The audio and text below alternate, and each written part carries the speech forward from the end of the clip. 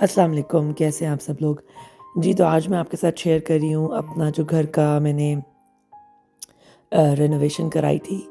मुझे बहुत लोगों ने कहा कि आप अपने घर की वीडियो शेयर करें, रेनोवेशन की वीडियो शेयर करें। तो मैं इसलिए नहीं करती कि यू नो अपना घर शेयर करना is something that I don't like. तो इसलिए मैंने सोचा कि मैं नहीं करती शेयर, लेकिन फिर काफ़ी लोग रिक्वेस्ट कर रहे थे कि आप भी अपना घर का टूर कराएँ और ये वो। तो टूर वूर कराना तो मुझे पहले इतना पसंद नहीं था, लेकिन मैंने कहा चलें ठीक है, अगर आप लोग कहते हैं तो करा देती हूँ। तो ये यहाँ से शुरू होती है मेरी रेनोवेशन की वीडियो। ये पूरी जगह रेनोवेट हुई है। घर का पेंट चेंज हुआ, नया फर्नीचर लाया गया और कारपेट्स और ये वो सब मैंने स्क्रैच से सब कुछ चेंज किया है। आपने मेरे व्लॉग्स देखे होंगे जहाँ पे मैं होम डिपो से और एट होम से शॉपिंग कर रही थी। वो इन्हीं सब चीज़ों के लिए कर रही थी। मैंने यही सब चीज़ें वहाँ से परचेज़ की। सोफ़ा पुराना है हम लोगों का, सोफ़ा नया नहीं है और बाकी सारी चीज़ें नई हैं, न्यू हैं। और मैंने बहुत सारी चीज़ें ऑनलाइन भी परचेज़ की हैं वॉलमार्ट से, और कुछ चीज़ें मैंने अमेज़न से परचेज़ की हैं। जैसे ये स्विंग था, ये मैंने आई थिंक अमेज़न से बाय किया था या वॉलमार्ट से बाय किया था, एंड इस स्विंग की कॉस्ट थी $260। और इसके ऊपर जो भी एक्सेसरीज़ पड़ी हुई हैं, कुशन्स एंड ये सब सेपरेट थे। जो एक कुशन पड़ा हुआ है स्विंग के ऊपर, वो स्विंग के साथ आया था। और कारपेट्स वगैरह मैंने सारे एट होम से लिए हैं। डाइनिंग टेबल मैंने अमेज़न से लिया था। और चाइना हमारी पहले की है। मिरर जो आपको दिख रहा है वो भी पहले का है। तो चलें आप देखें और इन्जॉय करें, और मैं साथ साथ आपको बताती रहती हूँ कि मैंने क्या क्या चेंजेस किए। एक्चुअली सब कुछ चेंज किया है, पूरा पूरा एरिया चेंज हुआ है, सिवाय फ्लोरिंग के सब कुछ चेंज हुआ है।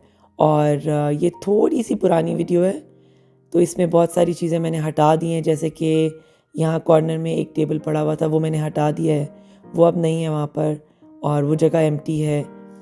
तो ये था मेरा डाइनिंग का एरिया। इसके बाद मैं आपको जहाँ लेके जाऊँगी वो है, ये यहाँ से स्टार्ट होता है हमारा फैमिली रूम था। ये पहले ये वाला एरिया पूरा फैमिली रूम का था। इधर हमने सोफ़ा रखा हुआ था, टीवी था, लेकिन इसको मैंने कन्वर्ट कर दिया है एक जैसे आप कह सकते हैं कि एक बच्चों का जैसे रूम होता है। मेरा ख़ुद का होम ऑफिस भी यहीं पे, क्योंकि मेरा टाउन हाउस है, मेरा सिंगल फैमिली नहीं है, तो मुझे ऑफ़िस की जगह यहाँ पे बनानी थी, क्योंकि इस टाउन हाउसेस में ऑफ़िस की जगह नहीं होती है। और जो मेरा सन रूम है, उधर मैंने अपनी छोटी सी मस्जिद बनाई हुई है, which is the reason why मैं वहाँ पे ऑफ़िस नहीं बना सकी।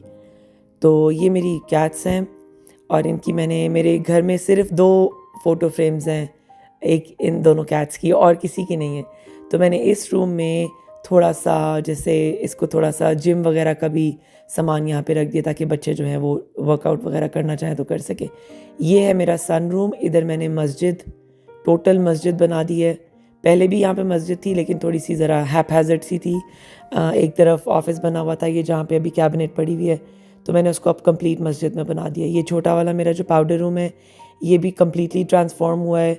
मैंने बहुत ज़्यादा एक्स्ट्रा कोई चीज़ नहीं की घर के अंदर, क्योंकि अगर आपको घर अब सेल करना हो या कुछ, तो फिर वो बहुत ज़्यादा चीज़ें अगर आप घर में रख दें तो वो फिर सेल भी नहीं किया जा सकता ना। ये था मेरा बेसमेंट पहले। मेरे बेसमेंट का ये हशर हुआ था, सब लोगों ने सब कुछ अपना सब स्टोरेज नीचे रखा हुआ था। तो इसको मैंने काफ़ी, मेरा खुला खुला बेसमेंट है, और वॉकआउट है, पीछे भी डोर है, आगे भी गराज भी यूज़ हो सकता है। विंडोज़ है मेरी बेसमेंट में। मेरी बेसमेंट उस तरह की बंद बंद बेसमेंट नहीं है जिस तरह से आप कह सकते हैं कि कोई जैसे पाकिस्तान इंडिया में कोई तहखाना टाइप होता है, उस तरह नहीं है। काफ़ी खुला खुला बेसमेंट है। तो ये मैंने अपना वही जो आपने अभी बेसमेंट देखा है जो पूरा अजीब सा लग रहा था, वो सारा ट्रांसफॉर्म होके ये हो गया। ये मैंने अपने बेटे का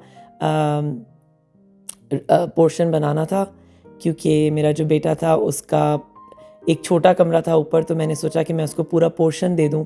तो ये पूरा पोर्शन मेरे बेटे का था। ये रूम था, ये furniture, mattress, furniture, curtains, blinds, बाहर का फर्नीचर, किचन, ये सब मैंने बाद में बनवाया है। मतलब मैंने सब रेनोवेशन का पार्ट था।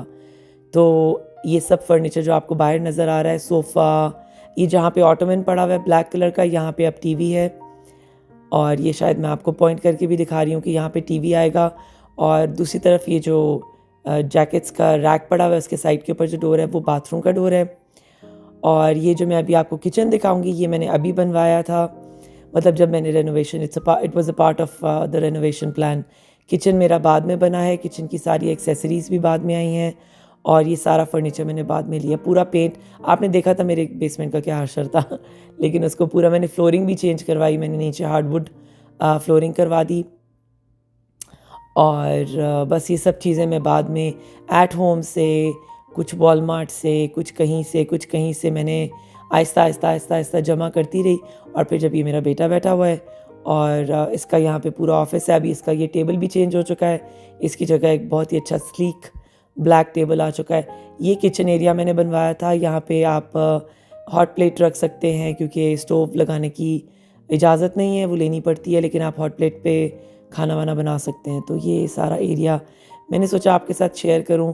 काफ़ी लोग पूछ रहे थे कि रेनोवेशन का जो तुम्हारा प्रोजेक्ट था वो तुमने सिर्फ होम डिपो तक दिखाया और एट होम तक दिखाया, आगे नहीं दिखाया, तो फिर मैंने सोचा कि आज आपसे वो भी शेयर कर लेती हूँ।